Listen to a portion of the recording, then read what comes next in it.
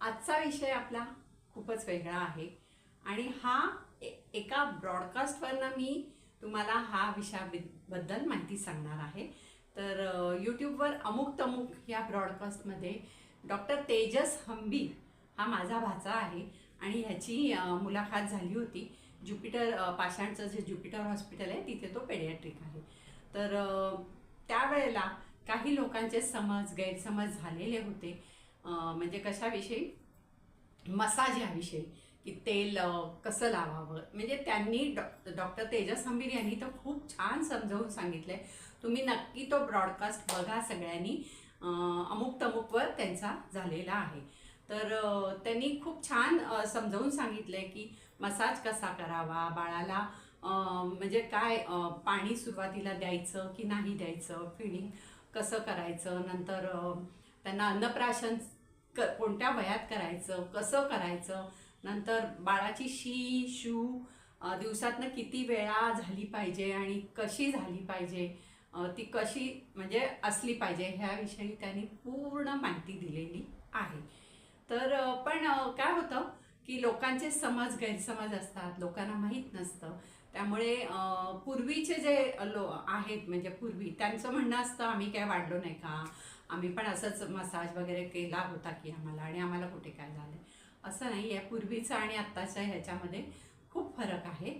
त्यामुळे आज मला तुम्हाला बाळाला मसाज आणि माझं पण तुम्हाला माहिती आहे, म्हणजे माझ्या चॅनलवर मी ब्युटी टिप्स देत असते, कारण माझं पार्लर होतं आणि पूर्ण माझा बेसिक ॲडव्हान्स सगळा डिप्लोमा झालेला आहे आणि मला मसाजची पूर्ण माहिती आहे। त्यामुळे मला आणि ते हे पण म्हणजे आपले रेसिपीचे पण अधूनमधून मी व्हिडिओ टाकत असते आणि जनरल बाकीच्या विषयांवर पण मी व्हिडिओ बनवत असते। तर मला असं जाणवलं की लोकांना मसाजचं माहीत नाही आहे। त्यामुळे मी असा विचार केला की मी एक माझ्याकडे हे आहे, बाहुली आहे, तर तिला मी मसाज करून तुम्हाला दाखवणार आहे आज की कसा मसाज करावा। आणि हा एवढा हलका मसाज करून म्हणजे त्यांना तो आतपर्यंत पोचला पाहिजे बाळाच्या। आणि मसाज म्हणजे काय घसा घासणं असं नाही आहे, तर मसाज म्हणजे हे रिलॅक्स होण्यासाठी करायचं आहे। आणि डॉक्टर तेजस हंबीर यांनी पण तेच सांगितलेलं आहे की मसाज करताना रिलॅक्स होण्यासाठी मसाज करा। कोणालाही रिलॅक्स होण्यासाठी मसाज केला, मग ते छोटं असो, बाळ असो, मोठे असो, सगळ्यांनाच हे आवडतं आणि प्रत्येकाला रिलॅक्स वाटतं। पण बाळाला जास्त रिलॅक्स वाटलं पाहिजे, पण न्यूबॉर्न बेबी ही म्हणजे अगदी त्यांचं अंग मऊ असतं, अगदी सगळं म्हणजे कसं की आता त्यांचं शरीर तयार होत असतं आणि अशा वेळेला आपण खूप छान मसाज केला ना, कारण माझ्या तिन्ही नातवंडांना मी स्वतः मसाज केलेला आहे। मी त्यांना हे ठेवलेली नाही, म्हणजे सुईण म्हणतात, कोणी सुतिका म्हणतात, अशी मसाज करायला मी कोणी ठेवलं नाही। मसाज आणि आंघोळ मी केलेला आहे, त्यामुळे मला पूर्ण ह्यातली माहिती आहे मसाज कसा करायचा ते। आणि माझ्या मुलीची डिलेवरी परदेशात म्हणजे लंडनला झाल्यामुळे तिथे आधी हे सांगतात, पण ट्रेनिंग पण देतात की बाळाला कसा मसाज करायचा, आंघोळ कशी घालायची, आंघोळ कधी घालायची, आंघोळीचं पाणी किती हे असलं पाहिजे, गरम असलं पाहिजे, म्हणजे जास्त गरम नको, जास्त गार नको, त्याचं टेम्परेचर कसं असलं पाहिजे, हे सगळं तिथे आधी ट्रेनिंग म्हणजे सांगतात सगळं तिथे हॉस्पिटलमध्ये। आणि मग तसं त्या पद्धतीने आपण घरी करायचं। आणि डॉक्टर तेजस यांनी हेही सांगितलेलं आहे की आपल्या इकडे नाळ पडेपर्यंत थांबत नाहीत, लगेच बाळाला आंघोळ घालायला सुरुवात करतात। तर बाळाची नाळ पडेपर्यंत त्याला स्पॉन्जिंग करायचं, अजिबात आंघोळ घालायची नाही। आणि हे तेवढंच खरं आहे आणि हे मी सगळं केलेलं आहे। त्यामुळे मला असं वाटतं की मी आज मसाजच्या ज्या पद्धती आहेत त्या तुम्हाला दाखवणार। एक कमेंट अशी पण होती की त्या नावने माहिती, मला लक्षात म्हणजे नाही आहे, त्यांनी सांगितलेलं माझ्या माहेरी आणि सासरी म्हणे आम्ही एवढे मसाज केले, कोणी बाळांची काही आमच्या म्हणजे हाडं बिडं तुटली नाही। हाडं तुटण्याचा संबंधच येत नाही इथे। हाडं तुटण्याचा असं तुम्ही खूप काही जोरात ओढणार नाही आहे हाडं तुटायला, ते बाळ एवढं शरीरातनं म्हणजे आईच्या ह्याच्यातनं एवढं बाहेर येतं ते। पण त्यावेळेला पण त्यांना रिलॅक्स वाटण्यासाठी, त्यांना एकदम शांतता मेंदूपर्यंत जाण्यासाठी तो मसाज करायचा असतो। त्यांना रिलॅक्स वाटण्यासाठी मसाज कसा करायचा हे मी तुम्हाला दाखवणार आहे। पण हे चुकीचं आहे. हाडंबिडं कोणाची तुटत नाहीत मसाजनी. हां, तुम्ही काय असं धरून काय धणाधणा ओढत नाही आहे बाळाला, पण आपल्याकडच्या ज्या सुईणी आहेत, म्हणजे जे मसाज करायला बायका येतात, त्यांना आता बऱ्याच लोक म्हणजे ट्रेनिंग असलेल्या बायका येतात, ज्यांनी ट्रेनिंग घेतल्या अशा बायका येतात. पण पूर्वीच्या काळी असं नव्हतं. एक घरातली वयस्कर बाई असेल की तिला साधारण माहीत असतं की बाळाला असं पकडायचं, म्हणजे पकडायचं कसं हे पण आलं पाहिजे, कारण बाळाची मान हे नाजूक असतं, त्यामुळे ते कुठेही अशी हे झाली नाही पाहिजे मान. तर त्यांना तेवढं माहिती असतं, तर ते मसाज करतात. पण ते मसाज करताना काय करतात, असं खसा खसा खसा म्हणजे असं चोळून चोळून चोळून चोळून घासतात. तसं बाळाला घासायचं नसतं. कपडे धुताना आपण जसं घासतो तसं चोळायचं नसतं. खूप रिलॅक्स, खूप अगदी अलगद हाताने मसाज करायचा असतो आणि त्याचंच मी ट्रेनिंग. परत टाळूला आपण तेल आपण भरतो, तर त्यांनी डॉक्टर तेजस यांनी हेही सांगितलं की टाळू भरताना असं काही नाही आहे की तुम्ही तेल लावलं तरच टाळू भरणार आहे. पण आपल्याकडे समज आहे असा की तेल लावलंच पाहिजे बाळाला, एवढं एवढं तेल त्यांच्या टाळूमध्ये जिरलंच पाहिजे. तर टाळू भरताना तुम्ही तेल घाला टाळूवर, पण अलगद हाताने असं बोट फक्त मागे पुढे साईडला असं फिरवत फिरवत फिरवत ते तेल मध्ये जिरतं, म्हणजे ते राहू द्या. तर तसं तेल लावलं तर काहीही त्याचा अपाय नाही आहे. पण तुम्ही घसा घसा घासू नका असं डॉक्टरांचं म्हणणं होतं. आणि त्याच्यावर आमच्याच घरचा असल्यामुळे आमचा विषय होतो हा घरामध्ये, म्हणूनच मला हे तुम्हाला आज दाखवायचं आहे. तर आता ह्याचं आपण प्रात्यक्षिक बघूया. आता ही माझ्या नातीची हे आहे, डॉल आहे. आता हे समजा तुम्ही की हे बाळ आहे. हां, त्या बाळाला आपण कधीही धरताना ना मानेखाली असा हात धरायचा असतो, म्हणजे मान त्याची इथे तिथे कुठे झाली नाही, कारण हे स्नायू खूप नाजूक असतात. आता तुम्ही सुरुवातीला मांडीवर घेऊन, एक मिनिट म्हणजे नीट दिसेल. हां, असं आता तुम्ही मांडीवर घेतलं की मांडीवर एक तुम्ही जुनं कापड घ्या काहीतरी, म्हणजे तेल तुम्हाला असं वाटेल की तेल म्हणजे ह्याला लागेल ड्रेसला वगैरे तुमच्या, म्हणून एक जुनं कापड खाली अंतरा. हे बघा असं हे मस्लिन आहे, हे म्हणजे मलमलचं कापड आहे. तर हे तुम्ही अगोदर तुमच्या अंगावर ठेवा, म्हणजे मग कसं की तेल तुमच्या कपड्यांना लागणार नाही. आता हे बाळ आहे, ते बाळाला मानेखाली हात घालून असं धरून ठेवा. आता ज्या वेळेला तुम्हाला इथे टाळूवर तेल घालायचं आहे, तेव्हा तेल आणि जास्त खूप हे नाही असलं पाहिजे, म्हणजे खूप गरम वगैरे असलं नाही पाहिजे. तेल हे कोमट असलं पाहिजे. आता तुम्ही बाळाला मांडीवर घेतलं, खाली एखादं कापड घ्या काहीतरी जुनं पुराणं, जुनी ओढणी घेतली तरी चालेल. आता बाळाला टाळूवर तेल घालताना तेल खूप गरम नको आहे. तेल अगदी काटामोड म्हणतो आपण, अगदी गुणगुण थोडंसं वॉर्म असलं पाहिजे.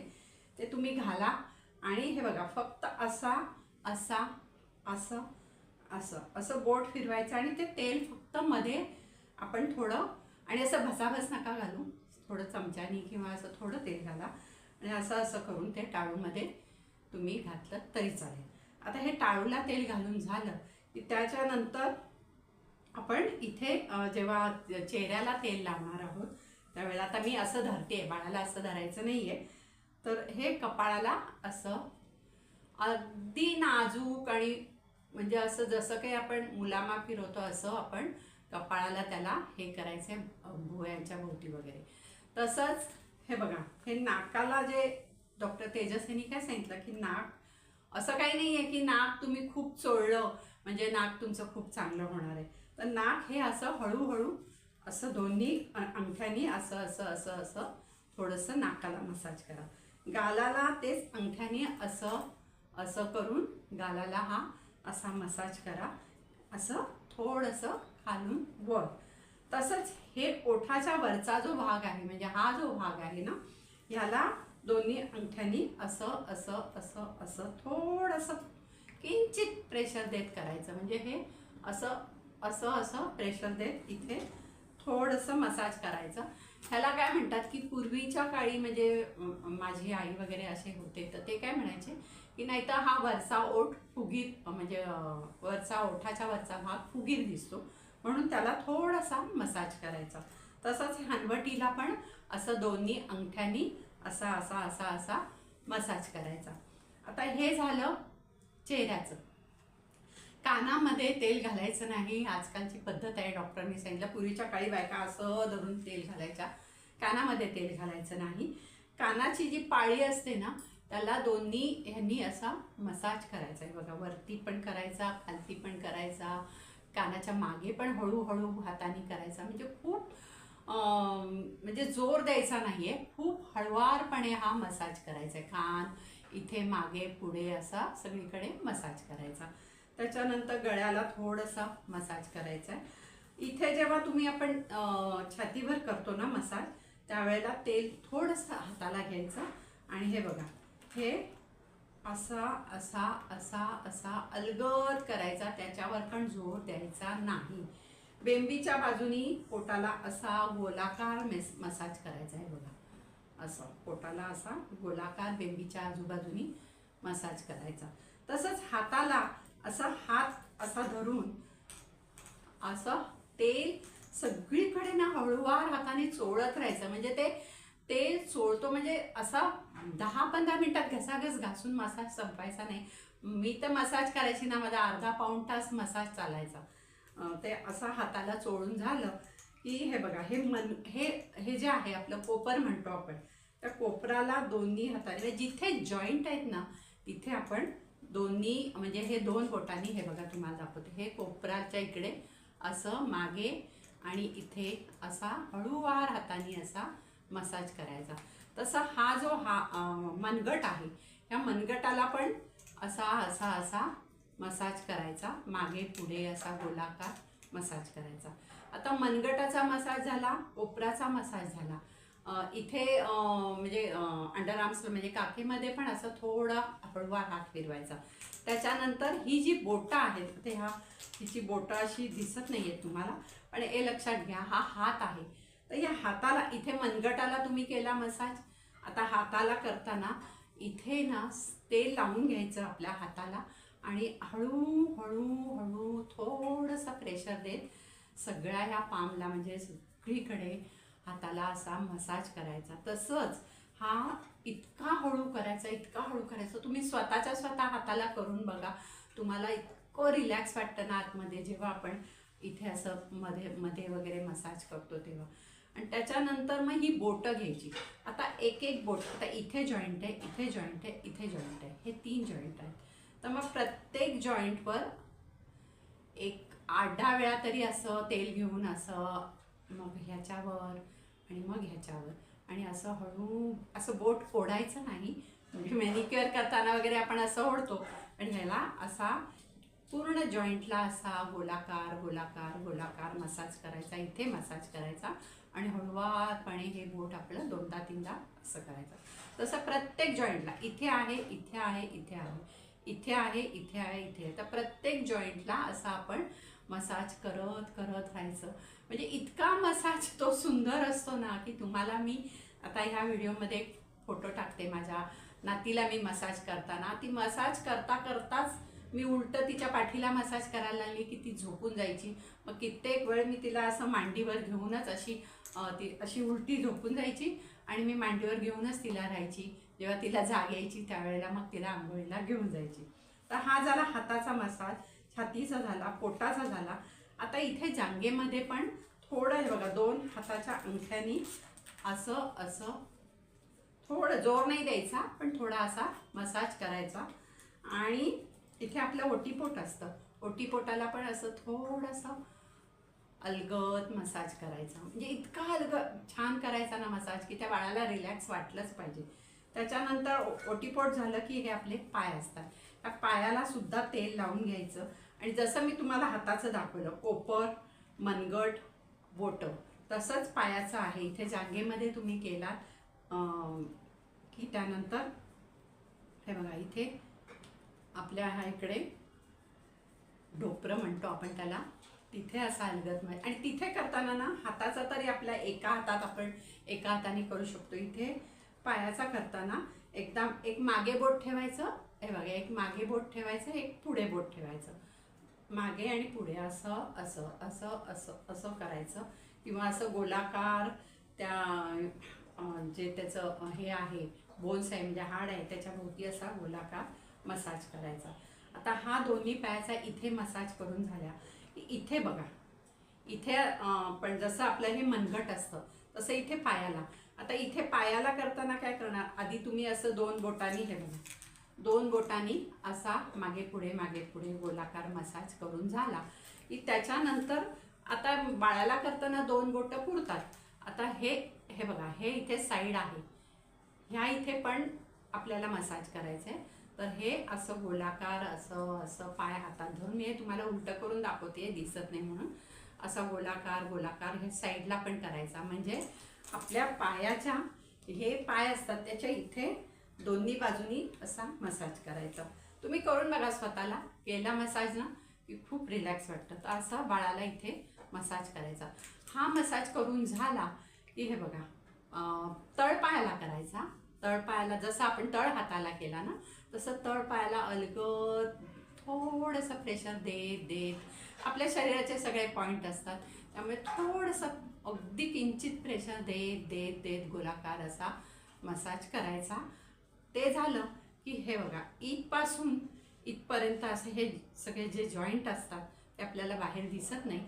तर ह्या जॉईंटला असा, म्हणजे आता हा समजा हा पाय आहे असं समजा, तर इथपासून हे असा गोलाकार गोलाकार गोलाकार मसाज करत करत करत करत करत असं पूर्ण बोटाला करायचं. तसं म्हणजे ह्या पायाच्या हाताला पण तसंच करायचं. हे बघा, इथून तुम्ही सुरुवात केली की असं करत करत करत एकेका बोटावर यायचं. या बोटावर अशी 5 बोटांवर अलगद मागेपासून इथून मसाज करत करत आपण यायचं. आता हा झाला म्हणजे दोन्ही पाय झाले, दोन्ही हात झाले. आपण पोटाचं बघितलं, छातीचं बघितलं. आता मानेला इथे बघा, पुढून ते मानेला ना हे जे असं असतं ना, याने अलगद असा असा मसाज करायचा. आणि हे जे आहे इथे असं अलगद, इथे जोर द्यायचा नाही. पण आपला हा जो पाठीचा कणा असतो ना त्याच्यावर अजिबात जोर द्यायचा नाही, एक लक्षात ठेवा. अलगद असा असा असा असा मानेला मसाज करायचा. ते झालं की इथे पाठीच्या कण्याला अजिबात जोर द्यायचा नाही. त्याच्या बाजूनी जे त्याचे हे असतात जॉईंट असतात त्याला अलगद असं असं असं असं करत मसाज करायचा. आणि ते हातावर असं, मागे हात असतात ना, तर असं करून ते हातावर गेलं पाहिजे, असं करायचं. हातावर गेलं पाहिजे असं करायचं. फक्त पाठीच्या कण्याला जेव्हा तुम्ही इथे पाठीचा कणा असतो त्यावेळेला त्याला फक्त एका बोटाने प्रेशर न देता फक्त तेल असं असं असं लावून घ्या. त्याला अजिबात प्रेशर द्यायचं नाही, जोर द्यायचा नाही. त्यामुळे हे त्याचे जे जॉईंट असतात, कण्याला जिथे जे जॉईंट झालेले असतात सगळे आपल्या, त्या जॉईंटला असा असा असा असा मसाज करायचा. आणि पूर्ण असा झालं की ते असं हात इथे आलं पाहिजे आपलं, असं आहे बघा. त्याच्यानंतर इथे मसाज करायचा. आणि पायाला मागणं जसं आपण पुढनं केला तसं इथून मागणं असा मसाज करायचा. आता पायाचा हा मसाज करताना ना, हा जो पाय आहे त्याला असं तेल घेऊन हे बघा असं इथे साईडला असा मसाज करायचा, इथे आणि इथे असा. तसंच ह्या पायाला पण असंच करायचं. आणि म्हणजे पूर्वीच्या काळी हे सांगितलेलं आहे, आता माझ्या मावशी, आई, नंतर आजी असे यांनी, की मुलीला मसाज करताना पायापासून येतो ना आपण तेव्हा असं असं वरती नाही जायचं. मुलीला मसाज करताना इथून असं खाली हे करायचं. मुलांचं असं खालून वर जातात. आता हे मला सांगितलेलं आहे ते मी तुम्हाला सांगते. आणि मुलींना असं खाली हे घ्यायचं, मसाज करायचा. तर हा सगळा झाला मसाज. त्याप्रमाणे डोळ्यात तेल घालायचं नाही, नाकात तेल घालायचं नाही, कानात तेल घालायचं नाही. हे जे डॉक्टरांनी, तेजस डॉक्टर हंबी यांनी सांगितलं आहे ते बरोबर आहे. कारण तुम्हाला ह्याचं कारण सांगते. पूर्वीच्या काळी तेल सगळी शुद्ध होती त्यामुळे तेल घातलं तरी काय. तसंच काजळ घालायचं नाही हे पण सांगितलं आहे त्यांनी. आणि ह्याचं कारण सांगते मी तुम्हाला, काजळ का घालायचं नाही. त्यांनी सांगितलं आहे काजळामध्ये केमिकल्स असतात. कुठचीही काजळ तुम्ही घ्या, बाहेरचं कितीही चांगलं घ्या, कोणाचंही घ्या, आयुर्वेदिक घ्या, कसं, काजळ हे प्युअर नसतं. आता तुम्हाला सांगते, पूर्वीच्या काळी काजळ का घालत होते पूर्वीच्या काळी. आता बऱ्याचशा लोकांच्या कमेंटमध्ये सांगितलं की आम्ही तर काजळ घालत होतो पूर्वी, आम्हाला काही झालं नाही. पूर्वीच्या काळी काजळ घालत होते लोक. त्याचं कारण सांगते की पूर्वी म्हणजे जे गावाकडे राहणारे असतात, तर आता माझी मावशी होती, तर त्यांच्याकडे घरी गाई असतात, म्हशी असतात, तर ते त्यांचं तूप काढून, म्हणजे जे शुद्ध तूप म्हणतो आपण, घरगुती तूप, त्यावेळेला काय असं केमिकल्स किंवा गाईंना वेगळं वेगळं खाणं पिणं असं नव्हतं, चारा बिरा असंच खायला द्यायचे. आणि ते जे तूप असतं त्या तुपावर काजळी धरून त्याचं काजळ बनवलं जायचं. आणि पूर्वी कसं होतं की आपल्या कुटुंबामध्ये, परिवारामध्ये कोणी प्रेग्नेंट असेल, म्हणजे आता सून असेल, काय भाची असेल, मुलगी असेल, कोणी असेल, म्हणजे पुतणी असेल, तर त्यावेळेला ह्या ज्या बायका होत्या ना, त्या आता हा माहिती आहे का हिला आता दिवस गेलेत, ही प्रेग्नेंट आहे, तर त्या काय करायच्या, काजळ बनवून, त्यावेळेला काय असे फोन नव्हते किंवा असं पटकन कोणी जाणं येणं नव्हतं, काजळ बनवून जो माणूस जाणार असेल त्याच्याजवळ ती डबी द्यायची आणि सांगायचे ही यांच्याकडे ही डबी पोचवा, आणि तेवढं लोक करायचे.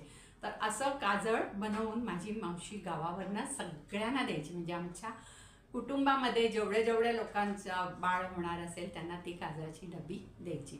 त्यामुळे ते काजळ खूप शुद्ध होतं. आताचं काजळ शुद्ध नाही. त्यामुळे डॉक्टरांनी सांगितलंय, डॉक्टर हंबीर यांनी सांगितलंय की काजळ घालू नका. याचं कारण पण तेच आहे. दुसरं म्हणजे काजळ पूर्वीच्या काळी सुईणी वगैरे जरा कमी असायच्या, घरातलीच कोणती आजी म्हणजे सासू कोण जे कोण असेल ते बाळांना आंघोळ घालायचे. त्यांनी त्या स्वच्छता आणि हे सगळं व्यवस्थित पाळूनच करायचे. आजकालच्या सुईणी म्हणजे येतात बाळाला आंघोळ घालणाऱ्या ज्या बायका येतात, पहिलं म्हणजे ट्रेनिंग घेतलेल्या बायका तुम्ही ठेवल्या ना तर असं होणार नाही. त्यांना सगळं मसाजचं वगैरे ट्रेनिंग असलं पाहिजे. भले पैसे जास्त गेले तरी चालेल. आणि हात स्वच्छ असले पाहिजेत, हे पण आहे. जर तुम्ही घरी कोणी काजळ बनवणारं असलं आणि तुम्हाला घालायचं असलं तर हात मेन स्वच्छ पाहिजेत. त्यामुळे काजळ म्हणजे असं जर तुमचं असेल घरगुती अगदी प्युअर काजळ असेल, तुमचं तूप वगैरे शुद्ध असेल तर ते काजळ चालेल.